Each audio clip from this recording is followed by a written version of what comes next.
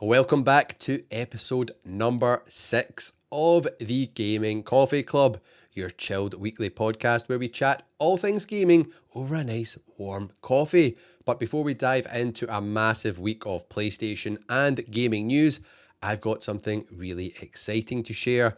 Our brand new website, purepsx.com, is officially live, and even better, the first ever piece of Gaming Coffee Club merch is here, the OG mug. Yes, the mug for all you OGs out there. It comes in 2 sizes. This is the bigger size here. If you want a super sized brew, you need that caffeine hit. And honestly, it's the perfect gift for yourself or any gamer who runs on caffeine. If you pick one up, make sure you tag me on Instagram. I'd love to see it, or even on our Discord. And I might even feature your photo in a future video. Links are down in the description. Now, let's get into the show because we have got a lot to talk about. A brand new console has been announced. A new piece of PlayStation hardware has been announced out of the blue. A new Horizon game has been announced. A new Ratchet and Clank game has been announced. And the first PlayStation Plus extra game for December has also been revealed. Plus tons more. This is a bumper episode. So grab your coffee and let's dive in. So the PlayStation Portal's unexpected success continues to grow here, and we've got this article over on techradar.com where they have been speaking to one of the Sony senior managers who's overseeing the PlayStation Portal, and it is now apparently the most widely used device for the PlayStation 5 remote play, surpassing even PC, PS4, PS5 and mobile. That really surprises me. I really thought a lot more people would be using mobile for remote play than the PlayStation Portal, but this just goes to show how successful this device has been.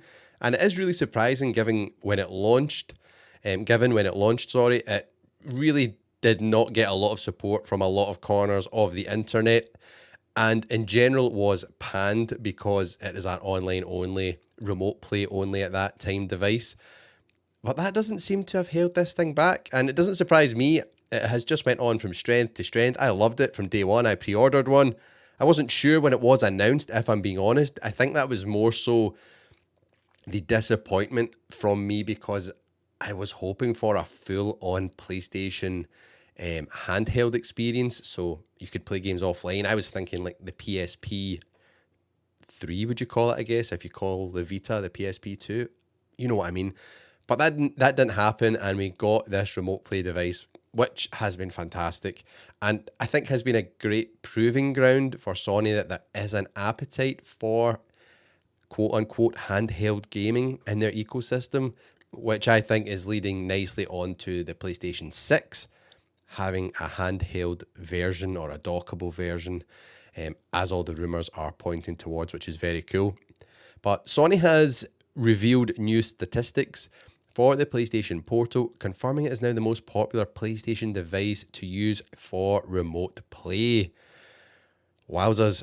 He went on to say, before we launched the Portal, some questioned whether there would be a demand for it, as it is such a unique product being a dedicated remote play device to start off with. Fushimi said, however, we've seen the community's response has been overwhelming. Our data shows that the PlayStation Portal users are more engaged than non-users. The PlayStation Portal now has become the most widely used device for PlayStation 5 remote play, surpassing mobile, PC, PS5 and PS4. Fushimi adds that since the PlayStation Portal is part of the PlayStation 5 family, it continues to be a complementary device to the console and not standalone yet. So not yet, very interesting. And said that the average gameplay session on PlayStation Portal is around 2 hours.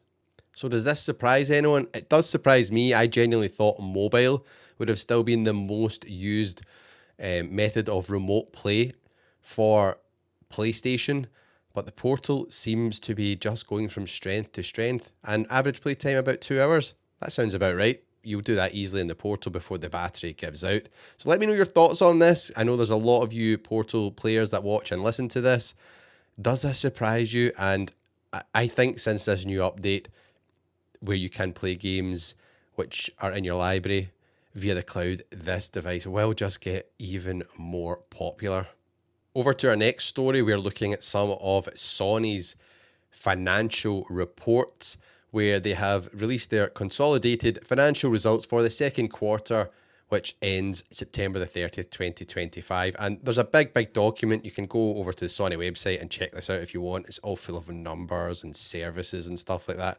But what really interests us here about this is how well the PlayStation 5 is doing. So the PlayStation 5 has now topped 84.2 million units sold. That's just wild. So it shipped another 3.9 million units in the quarter ending 30th September, which pushed it over this number of 84.2 million units. And getting closer to that 100 million units milestone. Do we think the PlayStation 5 will hit that? I think it absolutely will. I think it will go past that. I think it will get a massive boost next year when Grand Theft Auto 6 ultimately arrives, if it does arrive when they say it does, or say it's meant to arrive. So that's going to be the end of 2026. When that happens, there's going to be a big influx of people buying PlayStation 5s and PlayStation 5 Pros. Mark my words. If you look more into this document, practically every category in PlayStation's business has increased year over year. And first-party game sales have also been on the up, which was helped in part by Ghosts of Yotai, which is up 5.3 million units to 6.3 million units sold. Monthly active users, as at the end of this financial quarter, has also went up from 116 million users to 119 million users on the platform.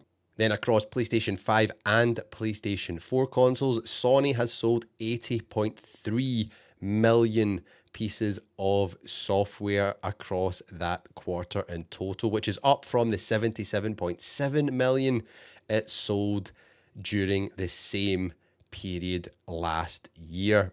So things are looking pretty good for the PlayStation 5 right now. It kind of doesn't surprise me given the home console space. Xbox is just not interested in consoles anymore. They are pretty much trying their hardest to exit that space. I think you're getting a lot of Xbox players moving over to PlayStation 5. If you're looking for a high performance or a high end home console experience, PlayStation 5 is kind of the only console in town right now. You do have the Switch too, but it's a little bit different. You're not getting the same level of graphics as you will with the PlayStation 5. So it's the only party in town right now. It's doing really well, but could that be changing because a new console has been announced this week, which we're going to talk about later on in the show. We've also got our first PlayStation Plus extra game for December has been announced, and it is Red Dead Redemption. Yes, you heard that right. And this is not a leak. This is official from Rockstar themselves. They put up a post on their announcements section of their website saying Red Dead Redemption is coming to Netflix, iOS, Android, PlayStation 5, Xbox Series, and Nintendo Switch 2 on December the 2nd. So not long to wait. So this is the PlayStation 5 version. So it's got a little bit of polish, bit of upgrade. What can you expect? You can look forward on PlayStation 5 to a smooth 60 frames per second experience, enhanced image quality, HDR support, and resolutions up to 4K. And this is where it gets interesting. If you go right down to the bottom of this news story, it actually says that these new console versions, created in collaboration with Double 11 and Cast Iron Games, will be available in the GTA Plus games library and the PlayStation Plus game catalogue on December the 2nd. So this is coming to games catalogue. That's pretty cool. You will be able to play this on your PlayStation on the 2nd of December if you are a PlayStation Plus Extra subscriber or premium subscriber without having to buy the game, which is awesome. It also means it'll be available via cloud streaming, I'd assume. So you could play this on your portal, which is also very cool. If you do already own the game, they did mention that there's a free upgrade. So current owners on the PlayStation 4, Switch, or the digital backward compatible version on Xbox One will be able to upgrade digitally for free. This is a cool announcement. I'm happy about this. I have a big secret when it comes to Red Dead Redemption in that I have never played any of them. And I know everyone keeps telling me I need to, they're amazing, but the whole just cowboy theme just never really appealed to me personally. I was just like, nah, I'd rather stick with Grand Theft Auto and stuff like that. But it's now coming to PlayStation Plus Extra for free. So in December, I promise you, I'm going to jump into Red Dead Redemption for the first time. I think I already own Red Dead Redemption and Red Dead Redemption 2. I've also got Red Dead Revolver. I'm pretty sure I own all of these on multiple platforms, but I've just never played them. So let me know, should I be playing this? Am I missing out? And I'm pretty sure it's going to be a resounding yes in the comments from you all. We also had our State of Play Japan event, which I think a lot of people didn't enjoy. I did. I didn't have high expectations. I just love to see what developers from other regions, like, Japan, Korea, China, are cooking up. And usually there's some really good, fun stuff in there. And to me, this didn't disappoint. I enjoyed it. The things that jumped out at me, though, were, so there were some creepy-ass horror-looking games like Broken Lore. If you're into really scary games, check these out. They will be right up your street.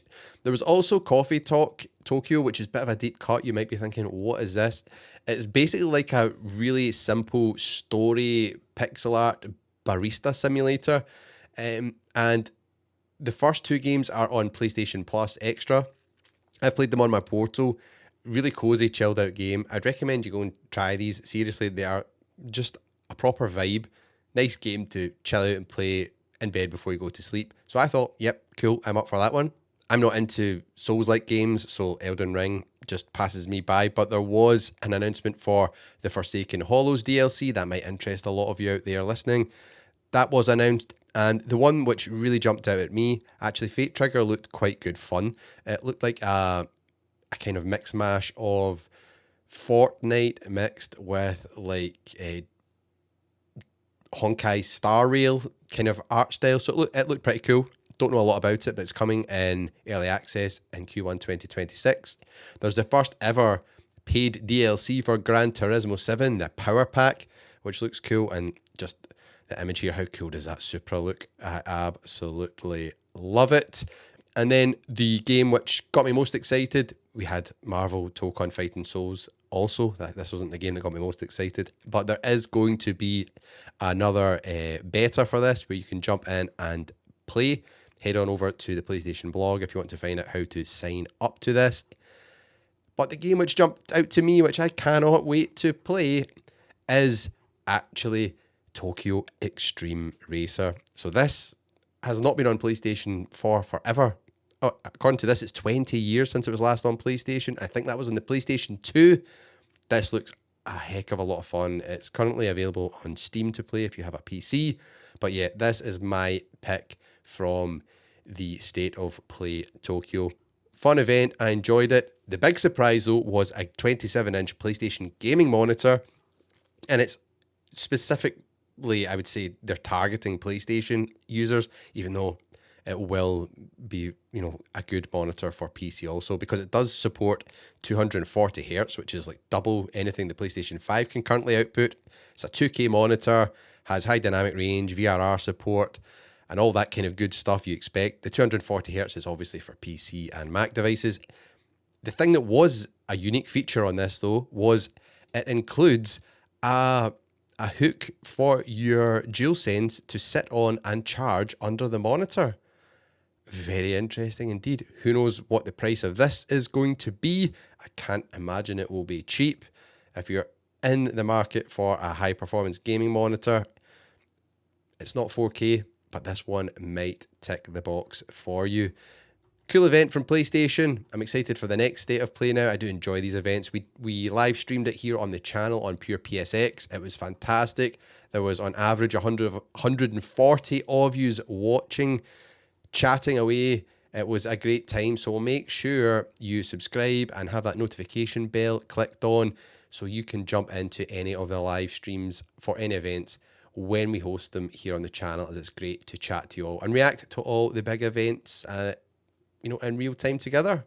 Our next news story is that the games catalog games for November were announced, and I think we spoke about the big one here on last week's episode of the Gaming Coffee Club, and it was Grand Theft Auto 5. No surprises. Grand Theft Auto 5 is there, and they've actually updated this as well now to say Red Dead Redemption is arriving. So we already know, we spoke about that earlier, that is arriving on the 2nd of December. Have they updated their news story to say that?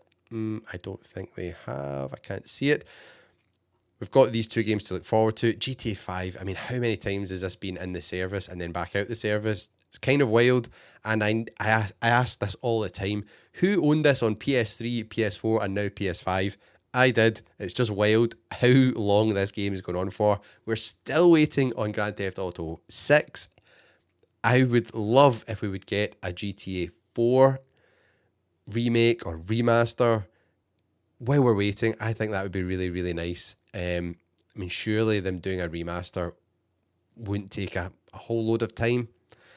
I don't know. I'd like to see that. Other games were announced was Pacific Drive, which is a run-based first-person driving survival game. Still Wakes the Deep, which I think you should all check out. It's set in my home country of Scotland, where you're on a creepy-ass oil rig out in the North Sea. I think it's set back in the 70s as well.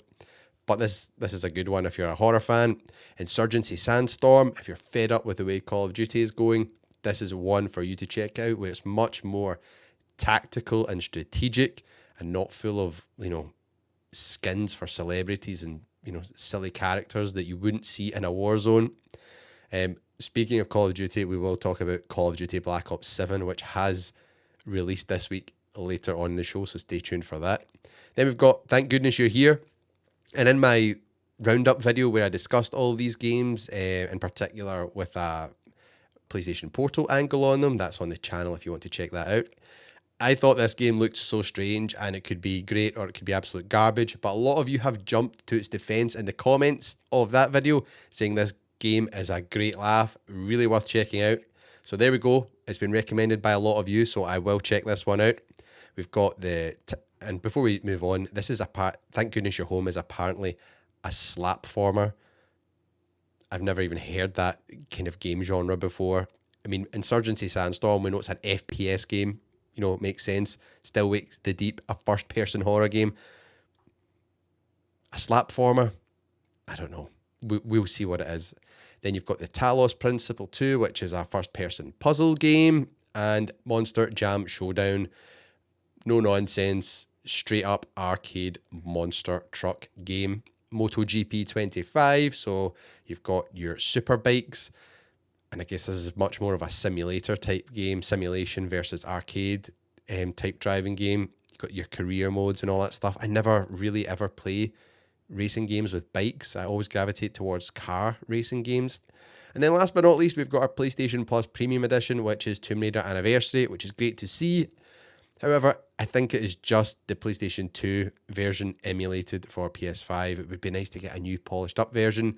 And I'm curious to see if it includes trophies, because a lot of the PlayStation 1 classic games they've been adding recently do not contain trophies, which I think is a nice addition and is cool to add. Tomb Raider Anniversary, we will wait and see. And fingers crossed, the new Tomb Raider game, we hear something new about that. Crystal Dynamics are developing that just now. It's meant to be getting published by Amazon Game Studios.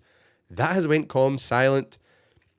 I don't know if they're either struggling. I know there's been a lot of layoffs, unfortunately, at Crystal Dynamics. Is it delayed? Is it struggling?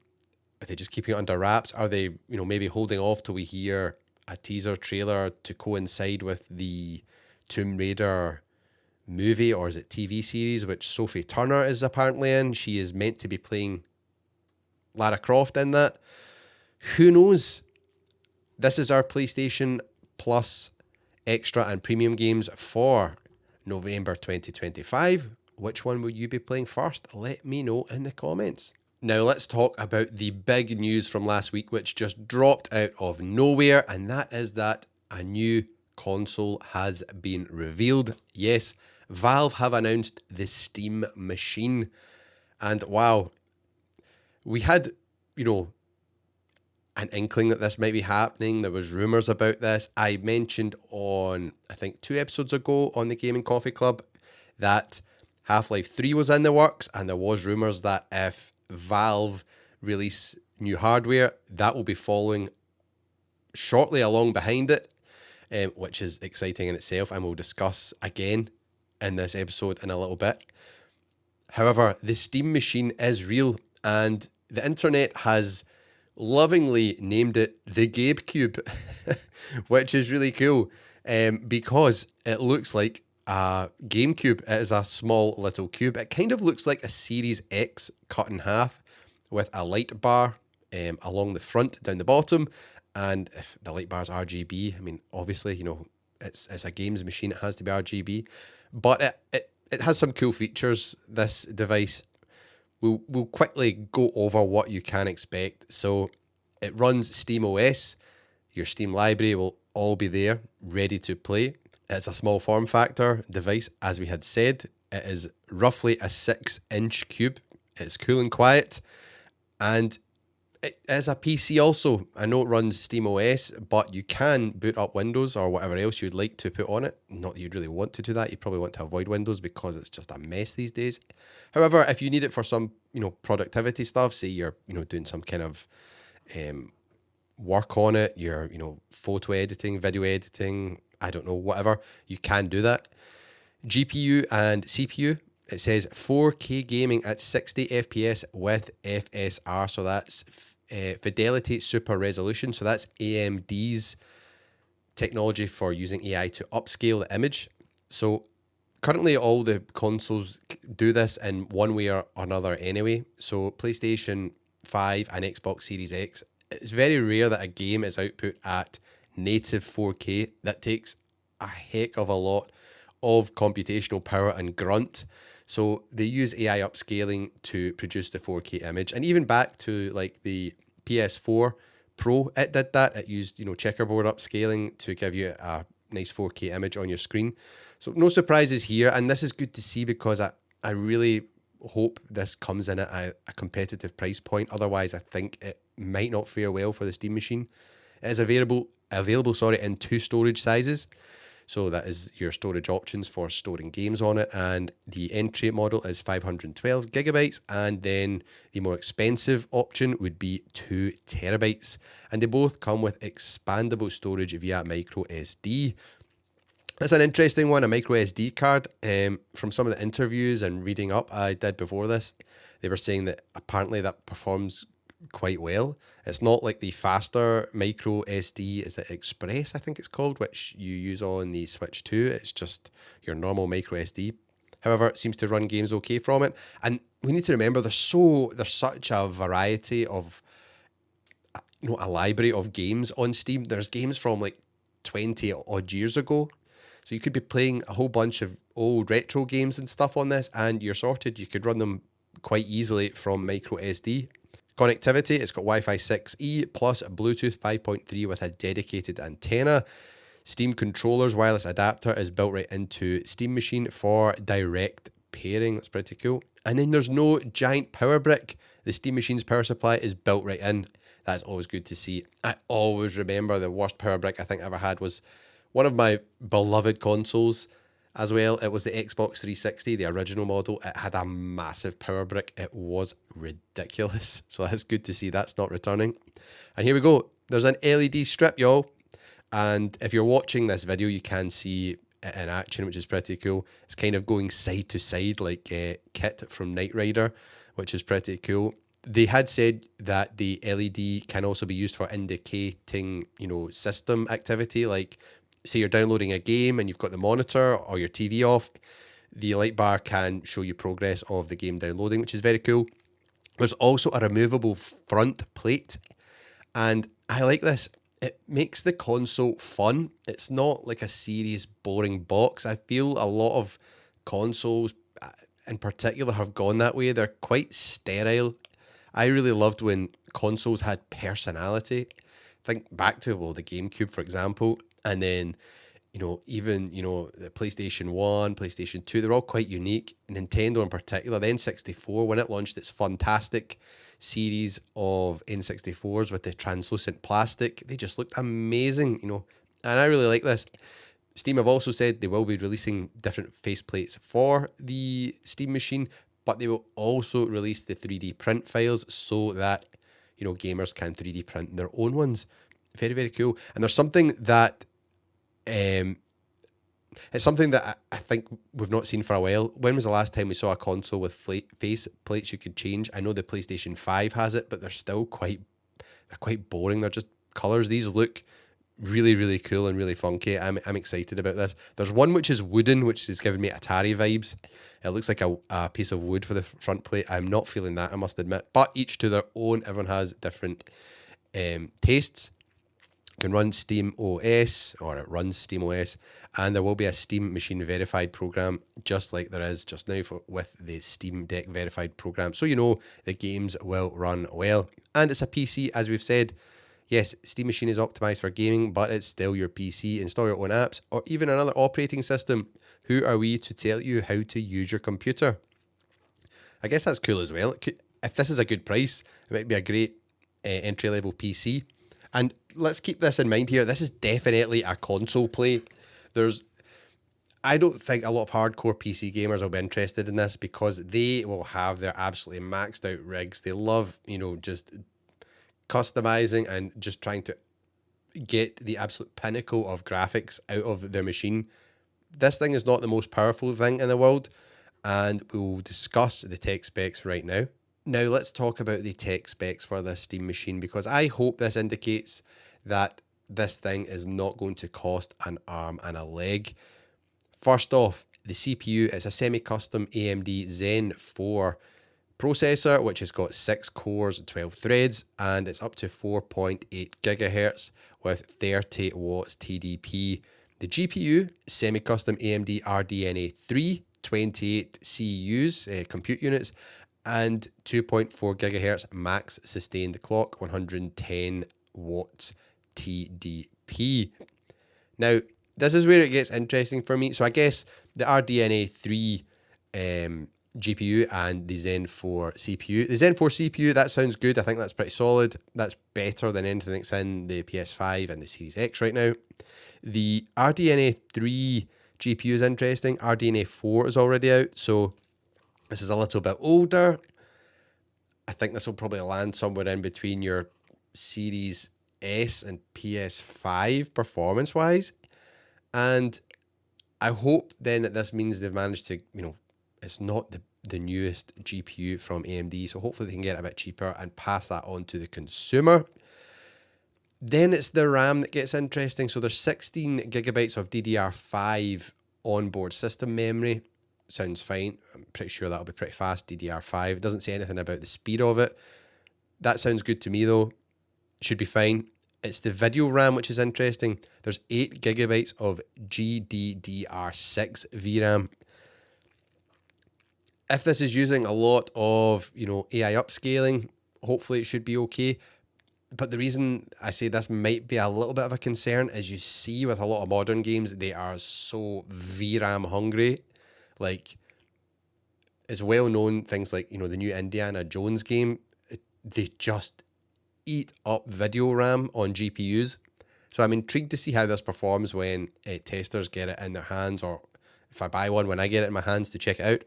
And then internal power supply, AC power 110 to 240 volts. And then power supply, it's got an internal power supply, AC power 110-240 volts. Storage, 2 Steam Machine models, we've mentioned this, 512 gigabytes or 2 terabytes. Both models include high-speed micro SD card, Wi-Fi 6E, Bluetooth 5.3, and then a whole bunch of other stuff. Your displays, you've got DisplayPort 1.4 and HDMI 2.0, which is interesting. Still says 4K at 120, even though it's not HDMI 2.1. So this makes an interesting device, because what price will this be?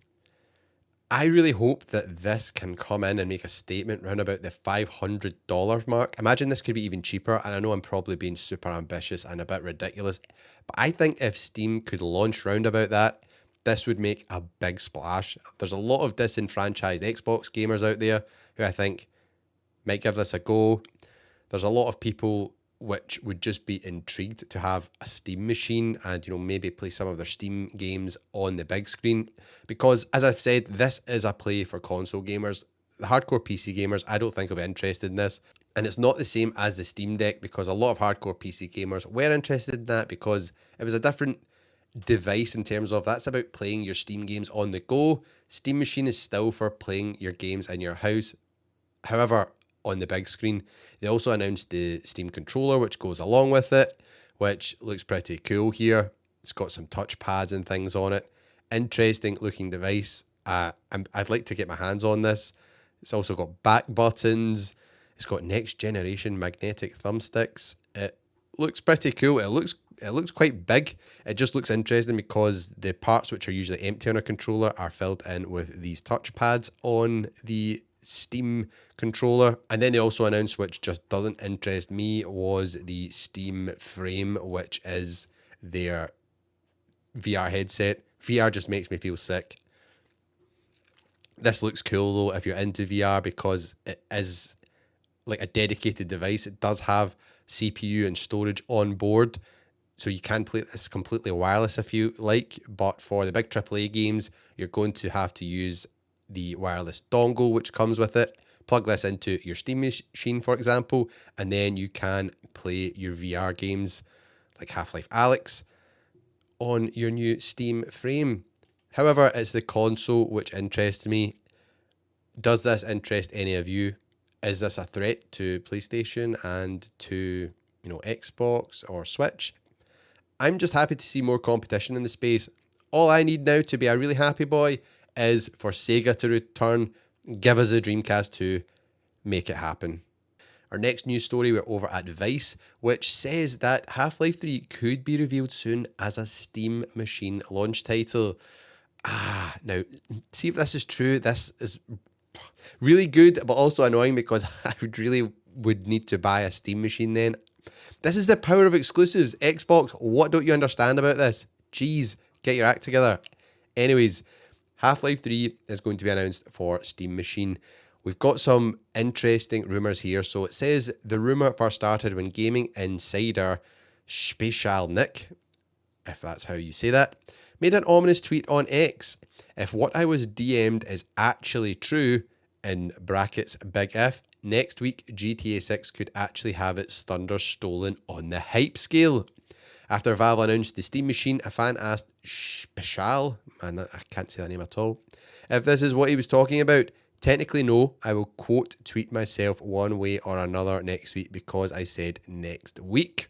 So this obviously kicked off a whole bunch of discussion, and then people started looking closer at the video which was revealed for the Steam Machine. And if you look really close at this, there's some stickers on the bottom left hand corner of one of the removable plates which Valve show in the video being added on to the Steam Machine.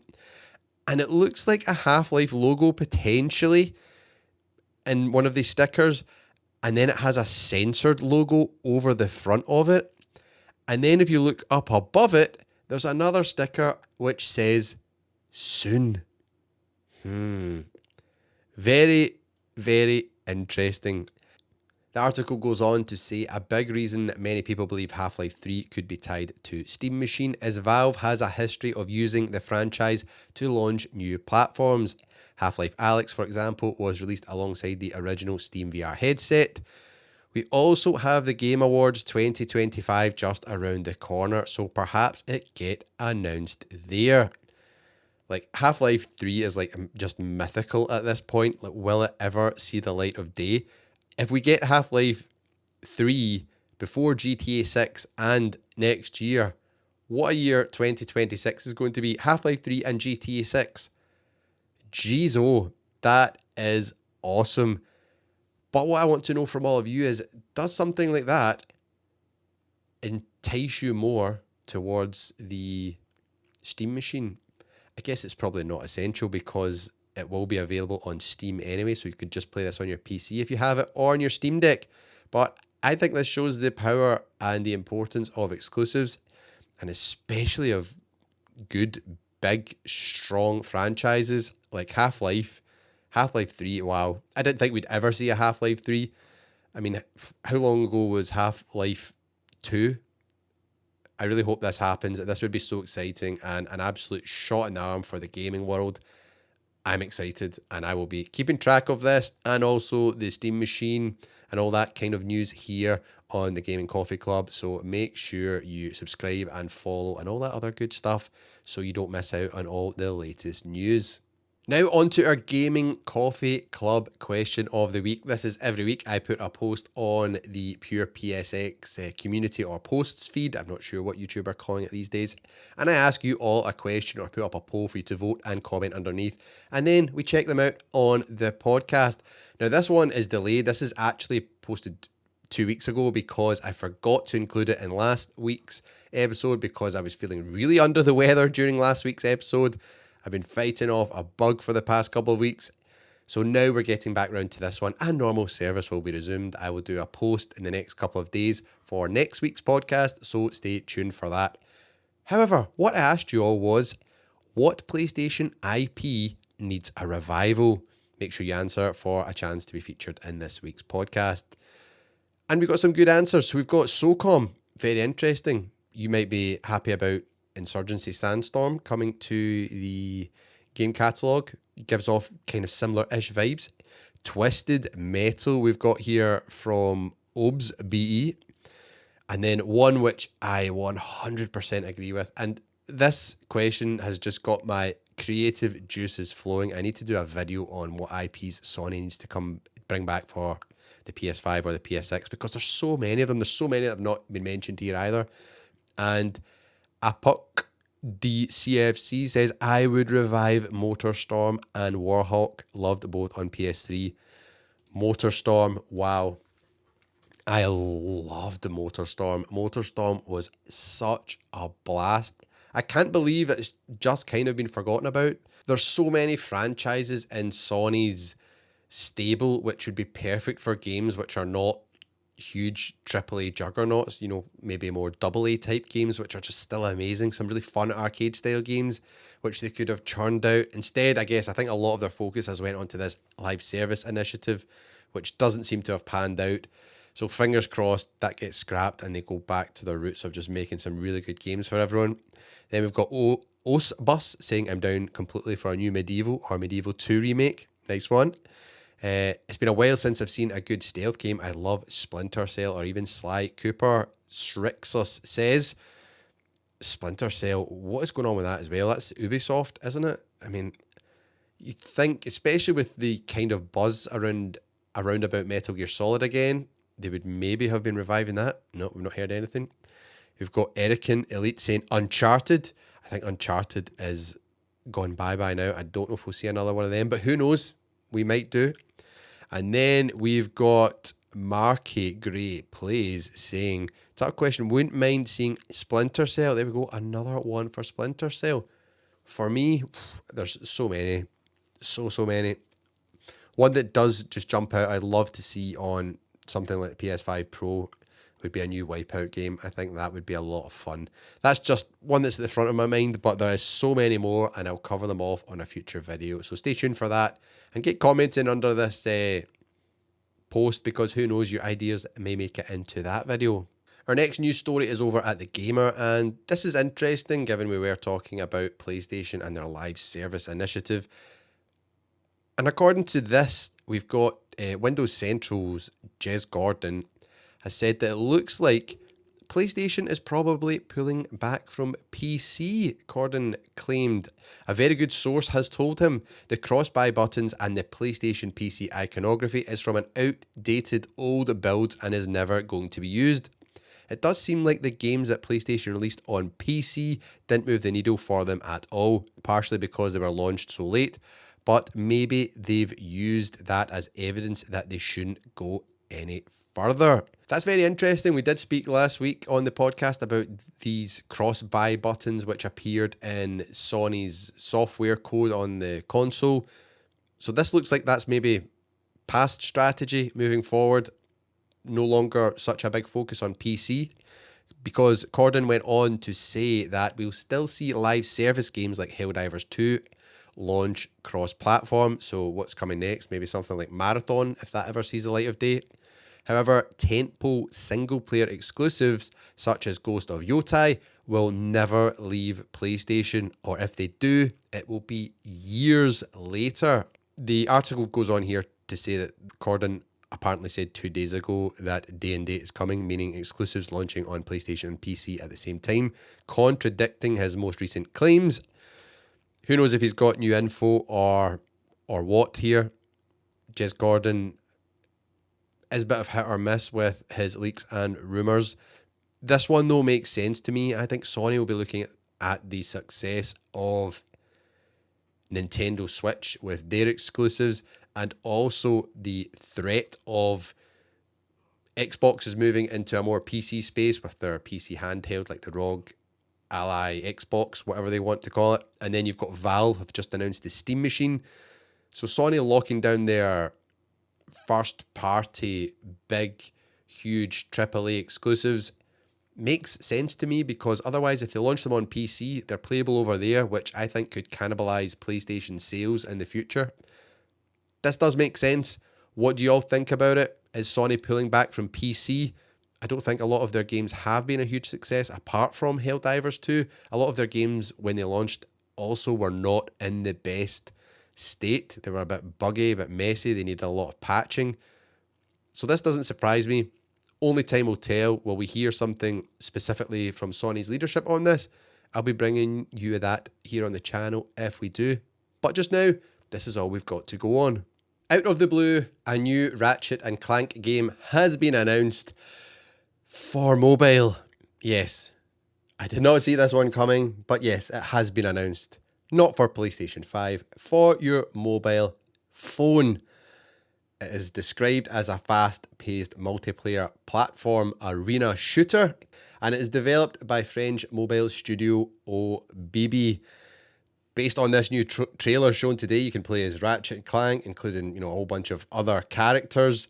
And there's a whole bunch of different game modes, including your traditional arena shooter mode called Total Rumble. There's a football kind of looking mode called Blast Ball, and something called Bolt Rush that involves collecting bolts. Now, a lot of Ratchet and Clank fans are probably a little bit disappointed, especially if you're hoping for something new on the PlayStation 5 console.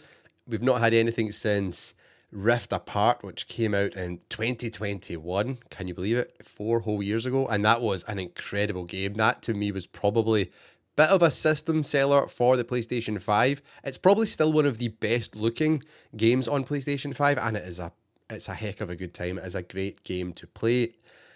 But this is not that. Ranger Rumble will be out sometime in the future. We don't have a date. You can pre-register just now on the official website if you want to download and play this as soon as it comes out.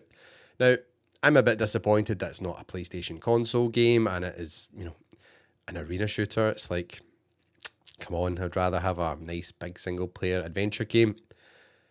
If I remove that from my mindset though, this looks okay for a mobile game. It looks quite good fun. I will check it out when it launches. The only other downside though, this being a mobile game, it's probably going to be free to play and absolutely riddled with microtransactions. This looks like it is the next step in Sony's franchise to get more games on mobile, because whether we like it or not, mobile games make a ton of money and they're huge in various parts of the world. Especially there's probably a lot of people that maybe don't have a PlayStation 5, and this could be their way to play some Ratchet and Clank. What do you all think about this? Will you be checking it out on your mobile when it releases? Or are you not interested in mobile gaming at all? It's probably my least favourite form of gaming, especially if I'm relying on a touchscreen. If I use a mobile controller, it's a different ball game. I can have a good time and I can enjoy playing games on my iPhone. But this is not the new Ratchet and Clank game I was hoping for. Hopefully we'll hear something soon from Insomniac, potentially on another Ratchet game. They're probably hard at work right now on Wolverine. Once that's out the doors next year, who knows, maybe we'll start to hear something about another Ratchet game. Now, another big PlayStation franchise is getting a new game, and it is Horizon. Steel Frontiers is the new game, and it is a MMORPG from NCSoft. They just announced this on the 12th of November at Korea's big game show called G-Star 2025. It is developed in collaboration with Guerrilla Games, and this looks pretty freaking good. I'm on the website here, and you can see here the first MMORPG in the Horizon universe, a fierce survival adventure in a world where threats lurk at every turn. Big tall neck walking by there. And there's some nice little snippets on this website showing you what it's all about. And it looks like you are hunting down the machines. I am getting Monster Hunter vibes from this, but in the Horizon universe. So instead of it being the monsters, it is the machines you are fighting. Now, they did also have a trailer, which we'll fire up just now, and I'll tell you a little bit more about this game. Then I'll tell you the big catch for this game. So now we've got some 4K gameplay on screen, and this is from the gameplay trailer which they released, and it is proper, straight up Monster Hunter world vibes I'm getting from this. Let me know if you all agree. If you're watching this on YouTube or on Spotify, drop me a comment. But the visuals look really nice. The graphics look good. It looks like it'd be a fun time, especially, you know, some co-op with your friends, taking down some of these massive monsters, which would be really cool. Now, on the Sony Interactive Entertainment website, it has a bit of blurb about this where it says, Horizon's new frontier, set in the lands of the machine hunters known as the Deadlands. The game builds on Horizon's signature hunting action gameplay while introducing advanced MMORPG systems featuring deeply customizable combat, and extensive player freedom. The title aims to deliver a distinct Horizon experience to players around the world. Now, that all sounds good. I'm interested in this. I'm like, this looks cool. And you might be thinking, yes, another new PlayStation 5 exclusive. But no, you would be wrong. This game is coming to mobile and PC, but not PlayStation 5. What is going on? Like, this is really bizarre. If it was coming to mobile and PC and also PlayStation 5, I think that would make a bit more sense. But the fact that it's not, and by the way, one thing that has blown me away, again, if you're watching this, the visuals in this for a mobile game, this looks freaking impressive. Like, what kind of mobile do you need to run this at a good steady frame rate? Because it looks really good, unless this is PC footage. The actual gameplay we're watching, it has a little disclaimer at the bottom where it says, this is pre-alpha footage, cross-platform for mobile and PC. So I don't know, this might be PC gameplay footage. If it is, I will get this and check it out on PC. I'd far rather play my games on PC than mobile. Mobile is my least probably favourite place to play games. You know, the much smaller screen. If you need to use touchscreen inputs, I just hate using touchscreen as a controller input. If I use an add-on controller grip, it's fine, but still PC, bigger screen, better performance is definitely where I'd be checking this out. However, I'm not sure if it's going to be free to play. If it is, you know what that means? Yes, a lot of microtransactions, which is probably to be expected here. And this is the second big game this month, which is coming out on mobile from Sony. So they definitely are ramping up their mobile strategy. This is interesting given we spoke earlier on in the podcast about them stepping back from PC with their big AAA tentpole releases. The multiplayer games will probably still be going to PC, but then maybe they're focusing more on console exclusives, and then onto mobile. And I guess maybe their strategy is also that if you get, pretty much everyone has a mobile. If you get this game out to this massive market here of mobile gamers, potentially a lot of them don't have a PlayStation 5, and this might be a way for, advertising PlayStation to them, getting them interested, and then maybe they would buy into the PlayStation ecosystem, whether that be via PlayStation Portal, PlayStation 5 console, who knows what. So I think that's possibly their approach here. However, the game does look really quite good fun. I am excited about this. If there is also multiplayer on this, which I'm pretty sure there will be, they do mention a lot of cross-platform for mobile and PC. So I'm thinking there will be multiplayer on this, which, well, there is. It's an MMORPG, duh. So yeah, this will be a lot of fun. I will definitely be checking this one out. Will you be? Or are you not a fan of these free-to-play mobile game? And think about this though, there's a lot of free-to-play mobile games that have made the jump over to console that have done really well. Look at your Genshin Impacts and stuff like that. They're all basically free-to-play mobile games, and they have crushed it on PlayStation 5.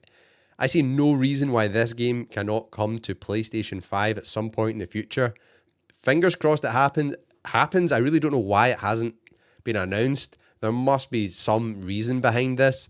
Hopefully we'll hear from NCSoft or from maybe even Guerrilla Games or from Sony themselves as to why this is not coming over to PlayStation just yet. And as ever, I'll keep you posted here on the channel if there's any developments on that. But yeah, I think this one looks good. This looks way better than the Ratchet and Clank game. This looks interesting to me. Now, shifting mediums here, we are over onto a TV show. Yes, Amazon have just dropped a new trailer for the second season of Fallout, and I am so excited for this. This looks so freaking good here. We've got the return of Lucy and the Ghoul. There's a whole bunch of other new characters making an appearance as well. So we've actually got the legend Macaulay Culkin from Home Alone. Yes, he is making an appearance in this season. And then you've also got Kamal Nanjiani, who was in, what was that Marvel movie again? The Eternals. He was in the Eternals. So he's also in this. And it just looks really, really interesting. Not a lot is given away, but that is good because we want to see what happens. It looks like they're traveling across the desert to get to New Vegas. And if this is just anything like the first season was, you know it's going to be a good time. The second season got greenlit literally right after the first season because it was such a huge success. And season 3 has already been commissioned, so this story is going to continue. The Fallout television series as well, it's also canon within the franchise.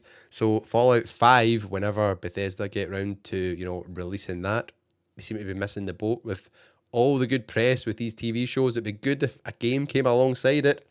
Whenever that gets made, they may incorporate some of these characters from the show into the game, which would be cool. Maybe we'll be playing as Lucy in Fallout 5. That would be cool. Or the Ghoul. But this is really looking good. I'm excited about this. This is going to be great to watch over Christmas. The only downside is if you like to binge these in the one go, you won't be doing that. There's Macaulay Culkin there, no way. You will not be doing this time because they're not releasing the full season in the one go. It will be released one episode every week, and it starts on the 17th of December, which is basically 1 month from now.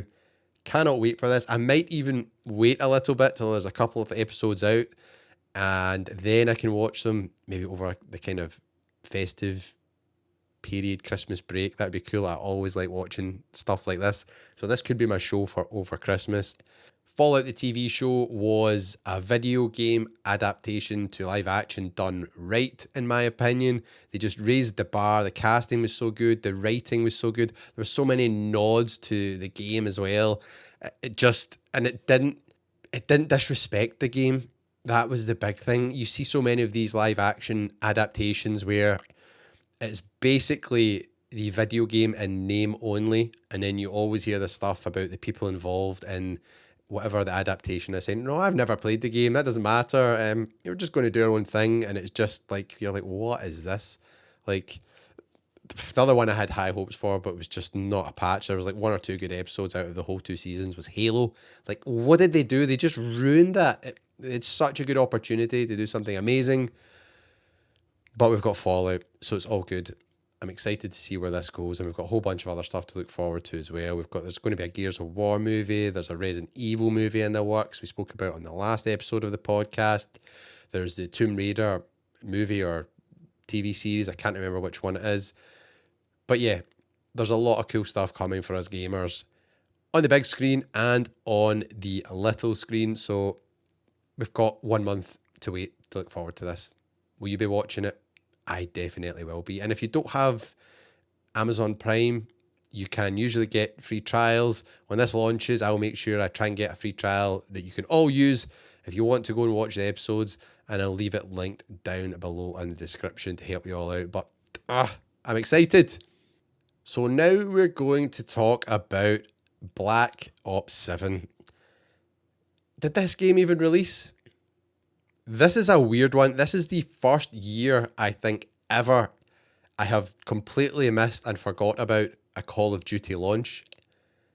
Is anyone else in that boat? Did anyone else just let this pass them by and forget about it? This must be the least hyped Call of Duty game ever.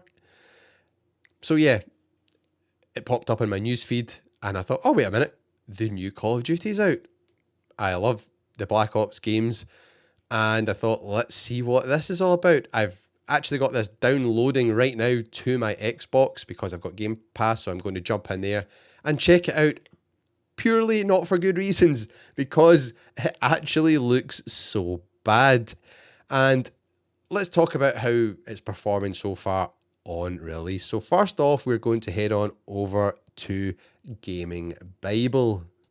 And there's a report here where it says Battlefield 6, Arc Raiders, clear winners over COD Black Ops 7 multiplayer numbers. Sorry, player numbers. Did I say Black Ops 7 or 6 at the start of this segment? I can't remember. I meant Black Ops 7. However, what we've got here is some information about concurrent players. So on Steam, Call of Duty has managed a peak of 94,245 players since Black Ops 7 launched. These numbers come from SteamDB, which uses public data grabbed directly from Valve servers, so it's the most accurate tool we have in terms of calculating this data for now. Compare this to last October when Black Ops 6 launched, where player numbers reached around 300,000 in the month of October. Wow, so like 3 times the amount of players jumped into Black Ops 6 versus 7. It goes on to say, obviously, there's a few things to consider there. For starters, Black Ops 7 is also available on Xbox and PlayStation. Sure, there's plenty of people who have purchased it there. They're not included in these figures. And also, it's on Game Pass again, which Black Ops 6 was, so that's the same thing. However, I guess the point they're trying to make is you could be playing this on PC via Game Pass and you won't be included in these SteamDB numbers. However, the picture gets a little bit less rosy when you compare this to Battlefield 6 and Arc Raiders. So, Battlefield 6, which is now just over a month old, still, so that's currently now, not when it launched, right now, has a 24-hour peak of 290,411 players on Steam. So nearly 300,000 players in the last 24 hours on Steam. And then Arc Raiders currently has a peak of 449,610 players in the same period. While Call of Duty Black Ops 7, the newest release in the franchise, which has just dropped, has 94,000. Wow. It seems like people are a bit bored and a bit fed up of Call of Duty. I've been saying this for a while. I personally am. I used to buying Call of Duty every year used to be like an event. It was always a good thing. Even I used to sometimes take a week off work when the new Call of Duty would come out. I remember, like, was it Modern Warfare 2 or something like that? Not the recent one, the original one, the best one. When it came out, taking a week off work just to smash it through the campaign. Bit my tongue there, ow. And then just smash through the multiplayer and try and level up in prestige and stuff. And it was amazing. Now it's like, another Call of Duty. Like, I started Black Ops 6 a few months ago, and I think I've played like the first level or two. I've still not completed it. Just don't have the motivation for it. And a lot of my buddies that I would have played this game with as well, we used to like enjoy playing like zombies and stuff. Nobody really plays that either. Rather jump into like Helldivers or something. It just feels like it's at a tipping point where it's on the downward trend, and it's a bizarre situation given, you know, Microsoft and Xbox spent 70 billion or whatever it was on Activision, and you know, the crown jewel in that was Call of Duty, and it seems as if it's possibly on the downward spiral.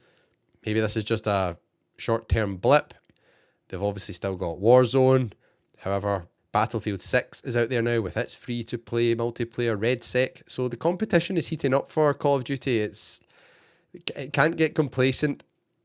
It will be interesting to see how this pans out. But one of the things I always enjoyed playing was the the single-player campaign. So I thought, well, let's check out what the campaign looks like, because Black Ops usually has pretty good campaigns. Sometimes they can be a bit weird, but they're always usually good fun. And then this is where it got really interesting. I saw a couple of tweets over on Twitter. Yeah, it'll always be Twitter to me. I just think X, I don't like that name. Anyways, check this out. Our first tweet is from Matify, and he has said, "Welcome to Black Ops 7 campaign. This is not, and not as in bold, Call of Duty anymore."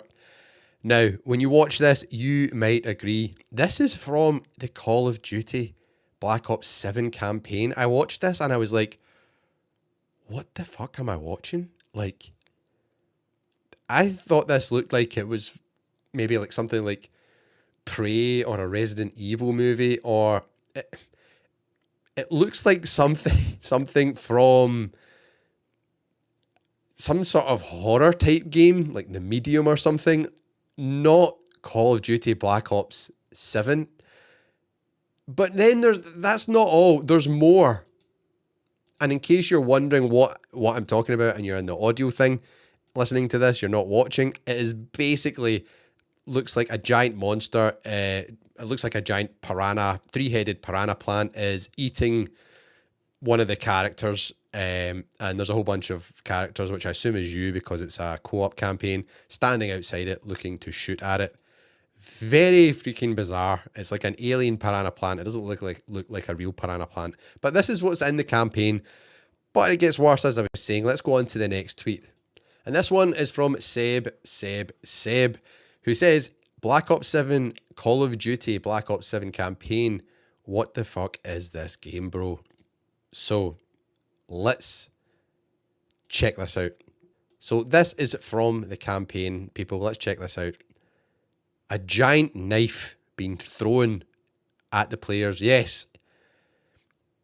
A character being enveloped in a cloud of blood, it looks like, and then exploding or disappearing into the sky. There is mountains floating in the sky, it looks like. What is that? This does not look like Call of Duty at all. I cannot believe what we're watching here. Really, really bizarre. But it gets worse, because that's just some of the weird looking gameplay and story decisions they've made. But now there's some other decisions they've made, which for a single player campaign is shocking. So we're over at Video Game Chronicles now, and Call of Duty Black Ops 7 can't be paused during single player and requires an online connection at all times. And the game's single player offering also lacks checkpoints. What? This sounds like such a half-arsed game. It literally sounds like this has been thrown together and shoved out the door. Like, these are like basic things you'd expect in a single player campaign. Right, wow. It goes on anyway. Let's have a look and see what they are saying. So, Black Ops 7 can't be paused during single player missions and requires online connection at all times. Black Ops 7 was released on Friday, bringing with it a new multiplayer suite, zombies refresh, and co-op focused single player campaign. Upon release of the game, players have discovered that the game's single-player portion can't be paused, even if there's only one person playing. So now if you're a kid, when your parents shout you to pause your game and come over for your dinner, now you can't say, I can't, it's a multiplayer game. You can't anymore in single player games, apparently, because in Black Ops 7 single player campaign, you can't do that. Wow.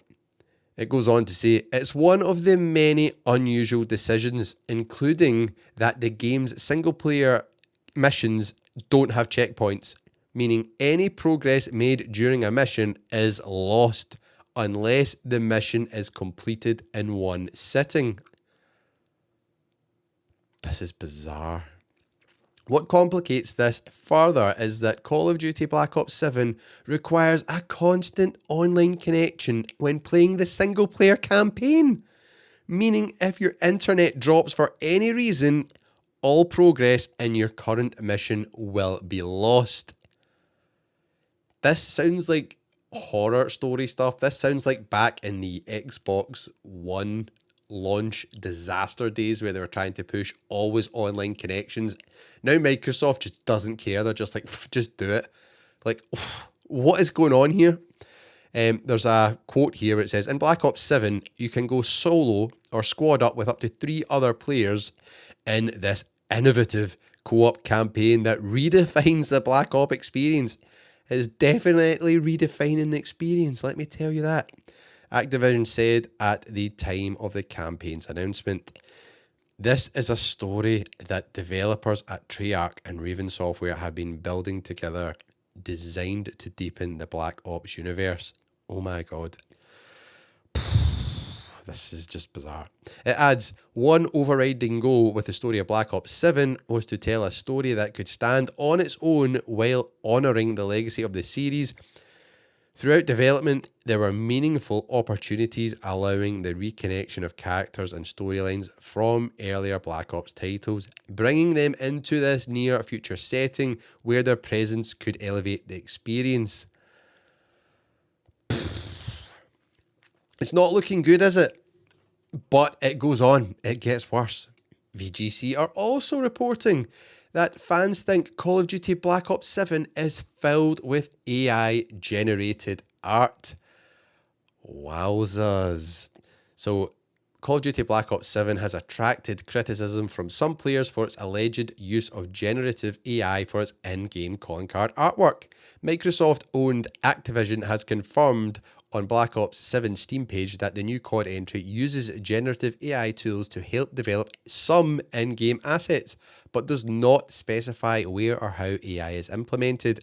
Now users on Reddit and social media think they've discovered where the generative AI has been used in Black Ops 7, its calling card artwork. The reaction on social media appears to be mixed, with some players accepting generative AI as an investable part of the future video games, while others have expressed frustration that the tool has been used in an expensive AAA release. There's a quote here. It honestly sucks that they have to basically use AI because Treyarch specifically has some amazing artists working at the studio. We're getting to that point where we're just going to have to accept that AI art is here to stay, and that sucks for the talented artists out there. What do you all make about this? I think a game like this that is, full price, and this is meant to be, this is Call of Duty. This is a monster franchise. Surely they could just pay artists to make these things. Like, it's a shame that people will be losing out on work and a job and a salary, some income because of this, I think. In a statement issued to Charlie Intel, Activision reiterated its use of AI tools, but wouldn't confirm if it was used for the calling card art. They said, like so many around the world, we use a variety of digital tools, including AI tools, to empower and support our teams to create the best gaming experiences possible. For our players, our creative process continues to be led by the talented individuals in our studios. Steam games disclosing the use of generative AI has increased by 800% as of this summer, according to analysis of generative AI games on Steam by Totally Human, which suggests that nearly 8,000 titles released on Steam now disclose Gen AI usage, compared to 1,000 a year ago. Wow, zuzz. That is a lot. What does it say here? There's another interesting part. It's worth noting that Steam requires games that use generative AI in their development to disclose the use. Such disclosures are voluntary. So the actual number of games created using Gen AI is likely higher than the 8,000 figure. Wow. How do we feel about Gen AI in their games? Do you think it's bad? Do you not care? Indifferent? I don't think it's good. All these things, taken away from talented people that probably could do a better job. And I get people will be saying it's just the calling cards. Who really cares about them? And I get that. I could agree. However, to me, that's just a start. You give these companies an inch, they'll take a mile. What will be next? Before you know it, you'll have, I mean, would anyone put it past like Microsoft or Activision wanting Call of Duty to be fully generated by AI so they can save a ton of money? That wouldn't surprise me. Sound off, people. Let me know your thoughts. And have you played Black Ops 7? Or after all of this, if you were thinking about it, are you still going to be checking it out?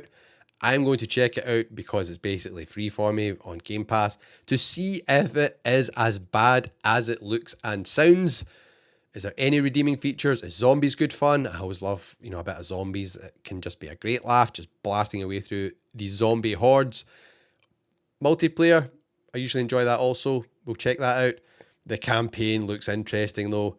So let me know, especially if you've played this, what's your thoughts? Because I've seen a lot of places say that this is the worst Call of Duty campaign ever. And that is saying some because Modern Warfare 3, which was out a couple of years ago, was, I think, probably the worst campaign I've ever played. It literally felt just like a bunch of the multiplayer maps smashed together and you had to do extraction checkpoints or go to this, go to that. It was not like the curated on rails single player, extravaganza experience we were used to in Call of Duty.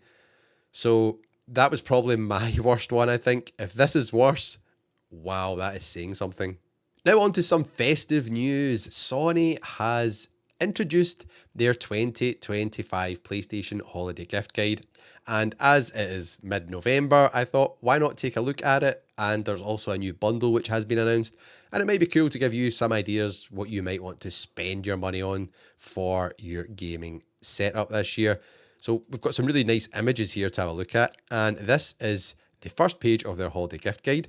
Sony basically pitched this as a spotlight of the year's most exciting lineup of games and accessories for the PlayStation 5 console this holiday season, alongside a new bundle which has been announced, which we will discuss. So the first page on this holiday gift guide, and this looks nice. This reminds me of looking at catalogs back in the day, the toy catalog, and you decide what you wanted for Christmas and you circle it and stuff like that.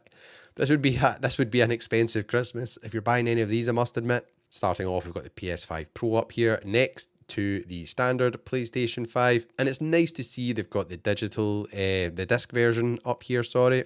Then we've got the two versions of the PlayStation Portal which are available, which is the Midnight Black and the white version. The Astro Bot DualSense wireless controller is here. It says it's limited edition, but they're advertising that. The two DualSense Edge controllers, the Pulse Elite wireless headset, the Pulse Explorer earbuds, PSVR 2. Does anyone have PSVR 2? It's one of these things, every time I see it go on offer, I'm really tempted to get it with the Horizon Call of the Mountain. I think that's what the game is called. And also just for Gran Turismo 7's VR mode, which I think just looks fantastic. But VR does not agree with me. It gives me, I get the motion sickness, I get a really sore head. I feel really ill. Don't know if this would be any better. The last one I played extensively, which again made me feel really ill, was the PS1 VR. So I'm intrigued by this. I would like to give it a go. Would I spend the hard cash on it? I don't know. Let me know in the comments if you have, if it's worth it or not. And then we've got all these console covers, which are looking pretty funky. My favourite one has got to be Volcanic Red. That looks very smart. And then a bunch of wireless controllers. That's page one. Page two focuses more on the games. So we've got some PlayStation Store gift cards. And then the games, which they call out, are interesting ones. We've got Astro Bot, no surprises there, Game of the Year last year.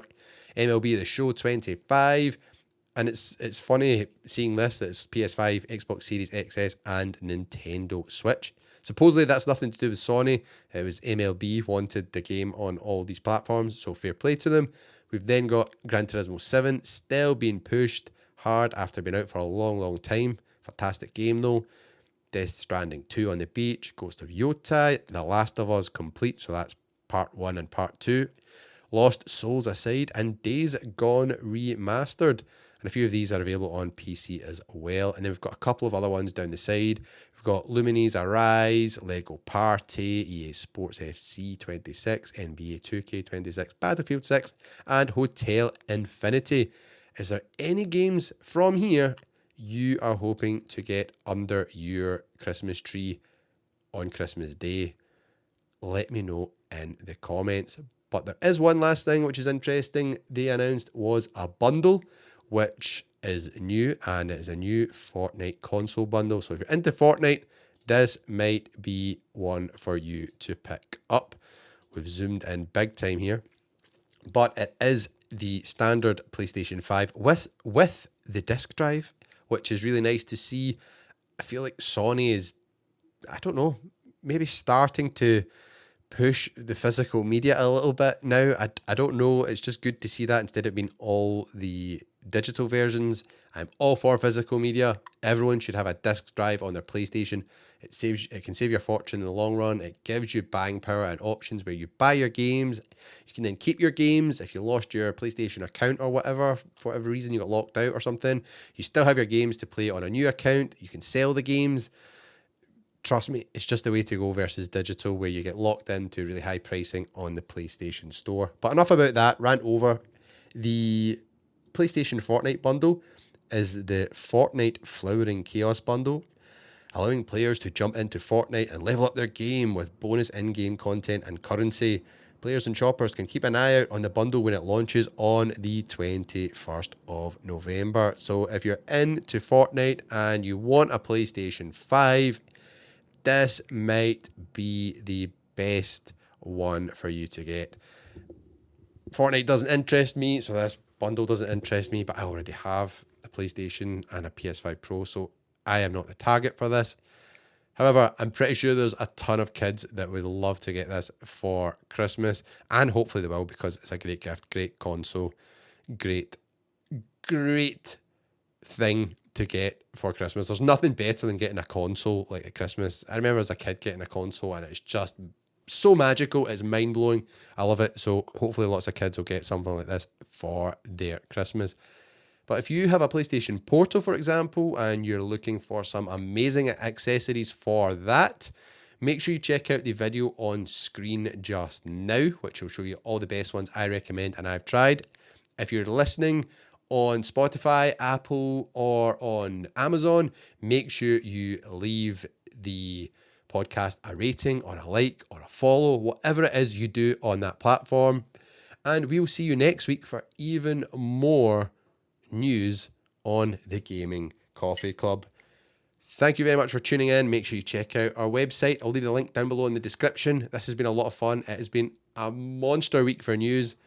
It doesn't look like it's going to be slowing down anytime soon. I'm sure next week we have just as much news. So I can't wait to talk to you all then. And make sure you keep your eyes out for the Gaming Coffee Club question of the week. I'll post that on the YouTube posts or community feed. Your chance to have your say and get featured on the podcast. Thank you very much for tuning in.